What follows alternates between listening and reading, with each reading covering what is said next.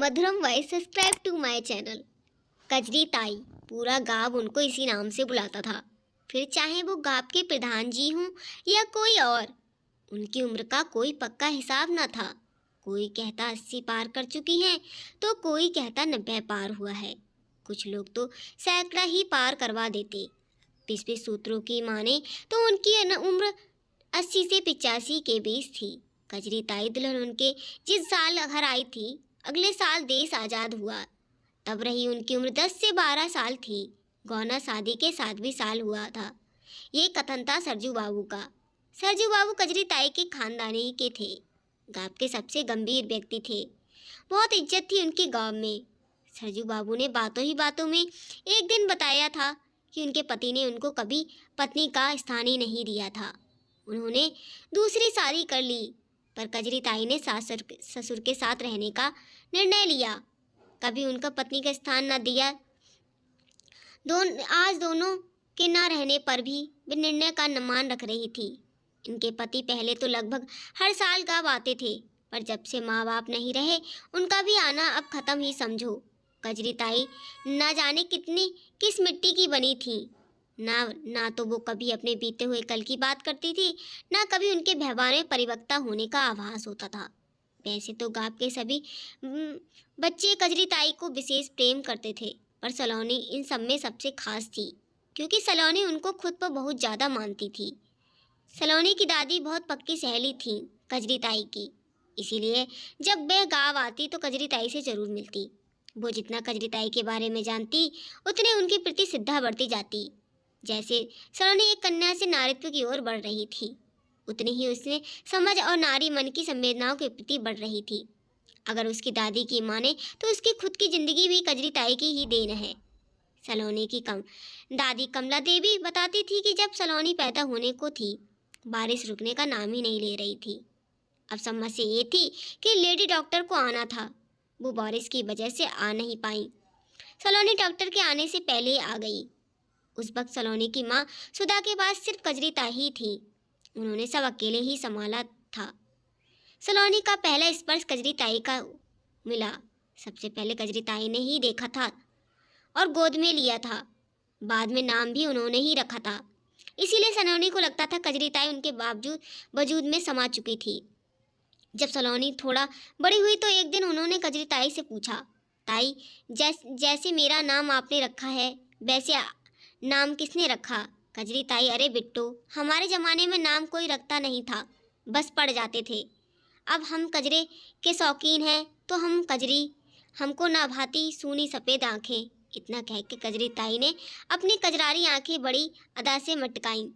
सलोनी भी सोचने लगी, इनके काजल में ज़रूर कोई जादू शक्ति है, वरना इनकी ज़िंदगी के सूनेपन को मिटा पाना का सामर्थ्य भी कहाँ किसी में था। खैर, कजरी ताई अपने जीवन में पूरी तरह संतुष्ट थी। सुहागनों के सारे व्रत उपवास पूरी श्रद्धा से करती। एक बार सलोनी ने पूछा, वो बोली, अरे बिट्टो, हमारे ज़माने में उसको कहा करते थे अंग्रेजी में डिवोर्स होता था नहीं था, इसीलिए अब मर के ही भी जे डोर टूटेगी। पूजा पाठ तो अब अगला जन्म सुधारने के लिए कर रहे हैं। एक दिन व्रत करके कौन सा मरे जा रहे हैं हम। सलोनी सोचती रही कि एक अनपढ़ औरत भी अंदर से कितनी गहराई की बात कर रही है। यही आजकल के परिवेश में कोई ऐसा करे तो यही सजा मिले। ऐसा नहीं था, वो औरतों के प्रति उदासीन थी। बात कजरी ताई के स्वभाव की थी। सच में कितनी सरल और उदार थी कजरी ताई। समय बीतता गया और कजरी ताई ने समय के साथ खुद को समर्पित कर दिया था। पूरे गांव को बेटी या बहू गर्भवती होती तो कजरी ताई उनकी सेवा में अटल और कोई कसर न छोड़ती। कभी उनकी मालिश करती तो कभी मेवे दूध में पवा के खिलाती। होने वाले बच्चे का स्वागत की तैयारी दिन रात एक कर छोटी छोटी पुड़ियाँ सिलती। एक बार सलोनी ने टोका तो बोली, अरे बिट्टो, इस जन्म को ऊपर वाले ने औलाद का सुख ना दिया, अब इनकी सेवा करूं कि शायद अगले जन्म में औलाद का मुंह देख सकूं। वैसे तो मुझे अकेली के पास काम ही क्या है। कजरी ताई के अगले जन्म के भय में बहुओं के इस जन्म को सुधार लिया था। एक दिन सलोनी शाम को कजरी ताई के घर आई और उसने मिलने लगी, क्योंकि उन्हें अगले दिन शहर वापस जाना था। अपनी पहली नौकरी की शुरुआत करनी थी। उसने सोचा कि कजरी ताई के आशीर्वाद के बिना कुछ अधूरा सा रह जाएगा। कजरी ताई ने अंदर अपने कमरे में लेकर कुछ कह रही थी।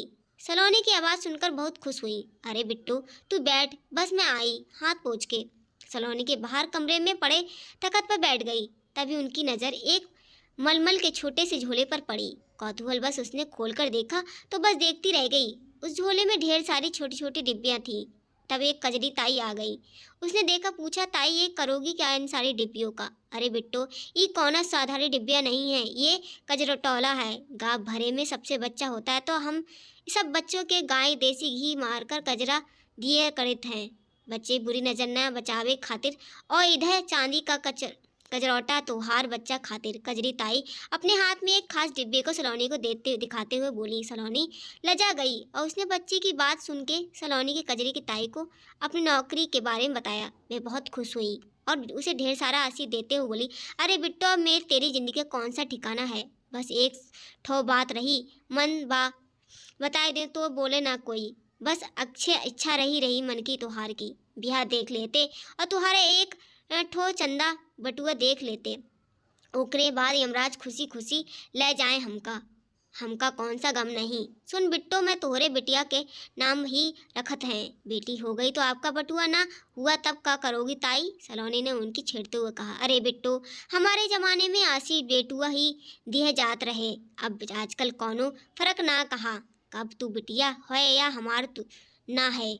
तू तो सबके बेटुहन में भारी है ना। इतना कहकर वो अपने पोपले मुंह से खूब हंसी। कहते हैं ना, दिल में किसी एक पल को सरस्वती देवी हमारी जुबान पे विराजती हैं। उस शाम को सरस्वती देवी कजरी ताई की जुबान पे बैठी थी। सलोनी के घर वालों को जल्दी एक समकक्ष रिश्ता मिल गया और सलोनी दुल्हन बनकर विदा हो गई। कजरी ताई ने बहुत सारी जिम्मेदारियों के साथ शादी की तैयारी करवाई। बन्ना बन्नी के बड़े मंगल गीत गाए, ढोलक बजवाई और झुकी हुई कमर भी लचकाई। अब सलोनी विदा होने जा रही थी। उनके मन में एक बार ख्याल आ रहा था कि चलो कजरी ताई का एक बार अनुमान पूरा हुआ। शादी के सलोनी के बाद गाँव जाना तो कम हो गया था, पर इतवार वीडियो कॉल करके सबको देख लेती थी। कजरी ताई हर बार उसके बेटे का आशीर्वाद लेने नहीं चूकती थी। शादी के 6 महीने बीतते पूरे हो गए। खुशी की लहर दौड़ रही थी। नन्हे मेहमान के आने की खबर ही खुशी वाली थी। सलोनी का मायका उसके ससुराल से 50 से 60 किलोमीटर दूर था। उसका मायका बस कहने को गांव में ही था तो पर किसी मामले में शहर से कम नहीं था। सलोनी की माँ उसको अपने पास ले गई, कुछ आराम से ले गई। लाडो सलोनी गांव में क्या पहुंचेगी। कजरी ताई तो दिन रात उसकी सेवा में लग गई। सलोनी को कई बार लगता कि जरूर कोई पिछले जन्म का नाता हुआ इनसे। आजकल तो कोई सगा भी इतना नहीं करता। किसी और के लिए भी एक दिन में आ गया। अब बच्चे को दुनिया के सामने आना था। सलोनी ने बहुत सारे बेटे को जन्म दिया। पूरा गांव कजरी ताई के सोहर की आवाज़ से गूंज उठा। सलोनी बहुत प्यारे से बेटे को जन्म दिया। पूरा गांव कजरी ताई के सोहर के आवाज़ से गूंज उठा था। सुधा कजरी की छठी पे बुला लेना, कजरौटा उसी से ले लेना। सलोनी की दादी कमला देवी ने सलोनी की माँ को हिदायत दी। अम्मा, बाकी सब तो ठीक है, पर जरूरी है कजरी ताई की छाया पड़े मेरे नाती पे। खुद तो सारी जिंदगी निर्वंशी रही, जाने कैसा अपशगुन कर देते मेरे पतनाती पे तो। सुधा ने दो टूक जवाब दिया। इस जवाब को आशा किसी को न थी। इस बीच किसी ने ध्यान भी नहीं दिया था कजरी ताई के दरवाजे पर बाहर कब आई। कब ये सब सुनकर उल्टे पाप वापस चली गई। कजरी ताई की आंखों में जैसे बाढ़ सी आ गई। गंगा जमुना बह जा रही थी। आंसू के रुकने का नाम ही नहीं ले रहे थे। आज सलोनी का बेटा 5 दिन का हो गया था। सलोनी अब आराम से चल भी रही थी। उसने बच्चे को अपनी माँ को दिया और पीछे की तरफ बड़े पेड़ पौधों की तरफ जाने लगी। सुधा ने जी ने टोका, बड़े घबरा गई। बस तू दूर नहीं जाएगी, खुली हवा में मन अच्छा हो जाएगा। सलोनी तेज कदमों से चलकर 5-7 मिनट में कजरी ताई के दरवाजे पहुंची। कजरी ताई ने उसको देखकर लिपट गई। अम्मा की बातें बुरा मत मान गई ताई, कैसे भूल गई, अपने बटुआ का नाम भी आपको रखना है, काजल भी आपके कचरौटे का ही लगाना है। जल्दी चलिए, मुझे देर हुई है, अम्मा परेशान हो जाएगी। अरे बिट्टो, मेरी अम्मा सही तो कहती है, अभागन हूँ रे पड़वा तू बेटुआ मेरी परछाई। अपने आंसू पोंछते हुए ताई ने सलोनी को समझाया। ताई, जिस कजरौटे के काजल ने तुम्हारी जिंदगी के सोनेपन को तुम्हारी आंखों से मिटा दिया, उसमें सच में कोई शक्ति है। अपने बेटे के लिए मुझे ऐसी शक्ति साली जादुई कजरौटे का काजल चाहिए। रही बात तुम्हारे अभावन होने की, तो तुम्हारे हाथों में न जाने कितने बच्चों की जिंदगी लिख दी। अब चलो जल्दी, सलोनी ने लगभग उसको घसीटते हुए कहा। कजरी ताई ने हमेशा ही प्यार की भूखी थी, चल पड़ी और उसके पीछे पीछे। अच्छा एक बात बताओ ताई, ये तुम्हारे जमाने में गुस्सा होने का रिवाज था? अम्मा की बात पे बिना मुझसे मिले कुछ तुम चली गई। अब तुमको गुस्सा हूँ समझी। सलोनी ने झूठ मूठ का नाटक किया तो कजरी ताई भी बड़े मन से बोली, अरे बिट्टू, हमको लगा हमारी किसी को जरूरत ही नहीं है तो हम चले आए, लेकिन बटुआ खिलाने को मरे जा रहे थे कसम से। हाँ अब तो चलो और जी भर के अपना बटुआ खिलाओ। ताई, कजरी ताई ने अपनी मुट्ठी में पकड़ा हुआ चांदी का कजरौटा और मजबूती से पकड़ लिया। शायद कजरौटे को भी किसी की बुरी नज़र से बचाना था। इसी तरह की कहानी सुनते रहने के लिए चैनल को लाइक सब्सक्राइब कीजिएगा। धन्यवाद।